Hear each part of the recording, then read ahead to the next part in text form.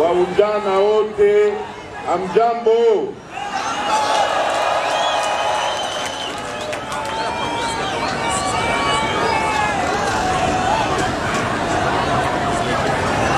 Batata bamama bandeko,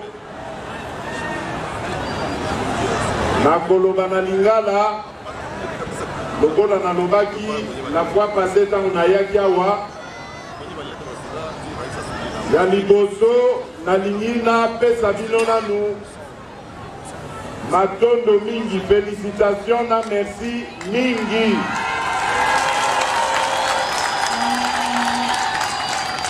Félicitations ya liboso na merci ezali ndenge boyambi biso na esengo.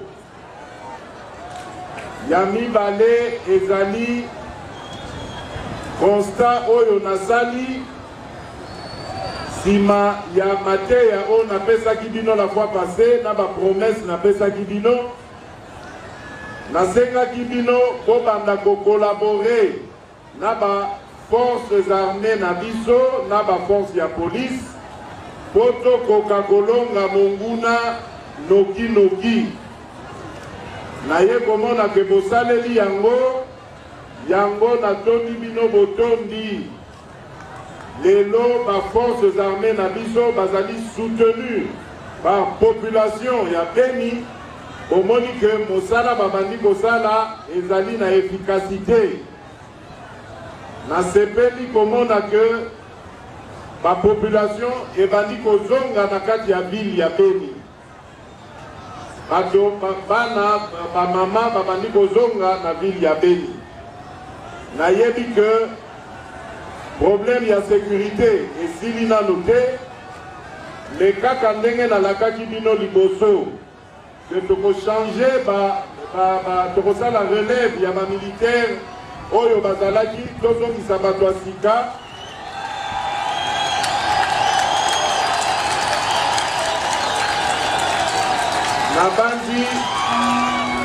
Nabandi ezali lisusu ya koumela te na mikolo mike oyo ezali koya. Boyeba te armée na biso ekobenga na banguna nyonso oyo bakotisaki insécurité na mboko.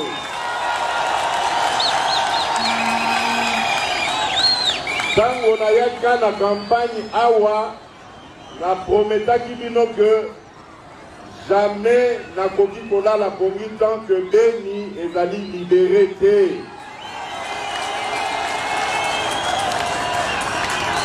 Toko bundisa ba nguna na biso wana ti toko libéré mboka na biso Beni.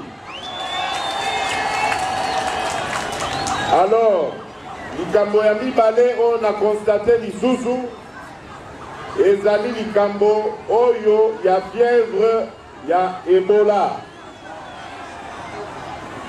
Nazali pe lisusu na esengo nauti kokutana na bandeko oyo bazali na équipe ya riposte oyo équipe oyo touta ikotia depuis mois de juillet et kambami na professeur Muyembe.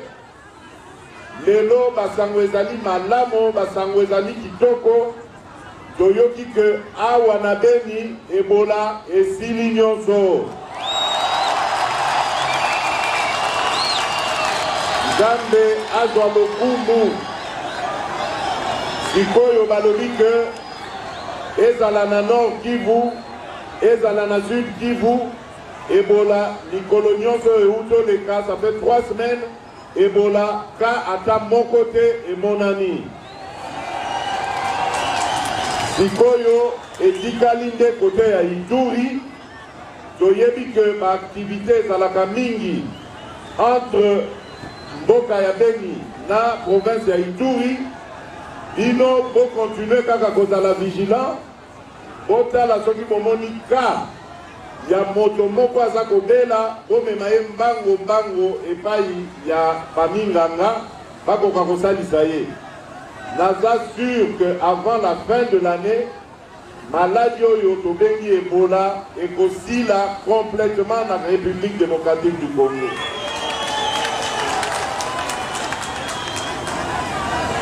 Sima na yango tokokoka kosala mosala oyo esengeli tosalela peuple congolais.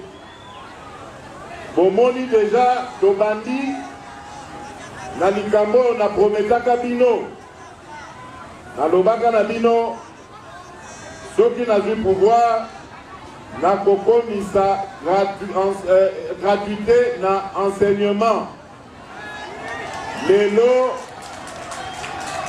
éducation lelo toloba enseignement de base, enseignement fondamental oyo ya ba école primaire ezali na gratuité.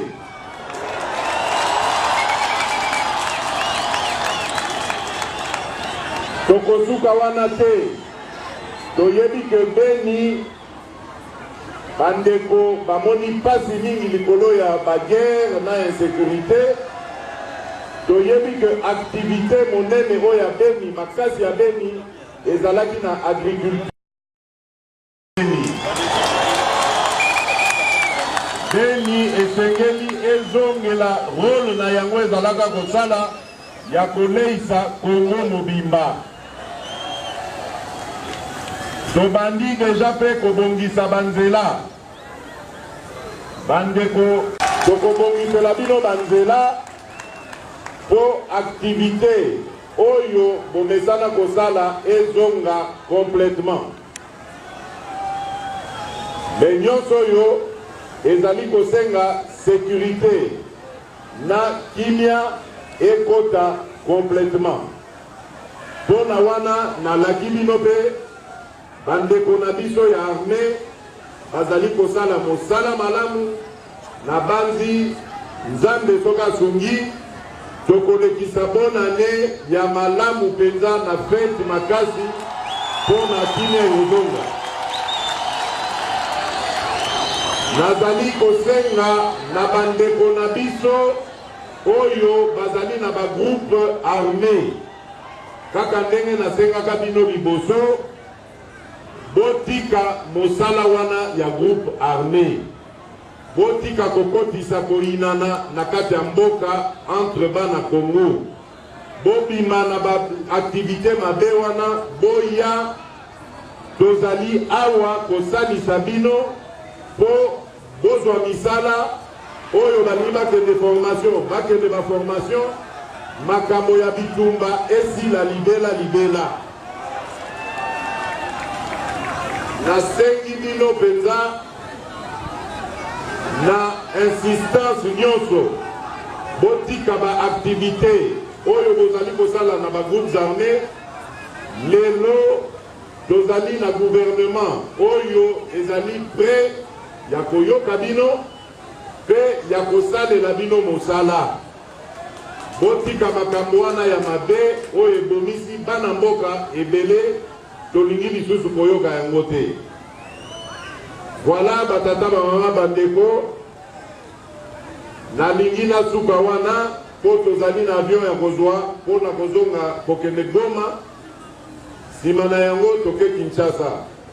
Nayaki na mission ya ko-inaugurer Institut international ya agriculture tropicale oyo ezali na Bukavu. Institut wana ezali eloko motuya eloko monene oyo ekosalisa Congo mobimba. Ezali centre de recherche pe na ba laboratoire eza wana pona kotala ndenge nini bakoki koaméliorer agriculture na Congo. Lokola nzambe pe apambola biso tozaka na mabele moko ezali riche na banzi eloko wana oyo bauti kotonga na Bukavu ezali eloko moko monene pona Congo pe pona ba pays nyonso ya ba voisin na biso na Afrika. Nazuki wana ne liboso te nakata maloba nalingi nabenga mama apesa bino mbote.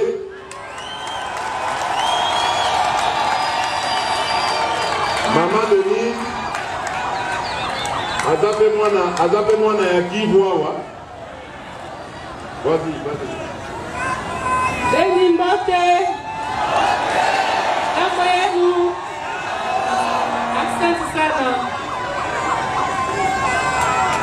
Na yebisi bino ngonga eza susu mingi te esengeli tokende likolo mpe ezomonana mbula eza komenase esengeli tokende natiki bino na maboko ya Nzambe abatela bino ndenge nalaki bino nakoya lisusu awa ntango mboka ekozala libere complètement po tozali kolanse atake ya suka na mikolo eza koya to atake ADF wana basila libela Nzambe abatela bino tutaonana. Mungu awabariki.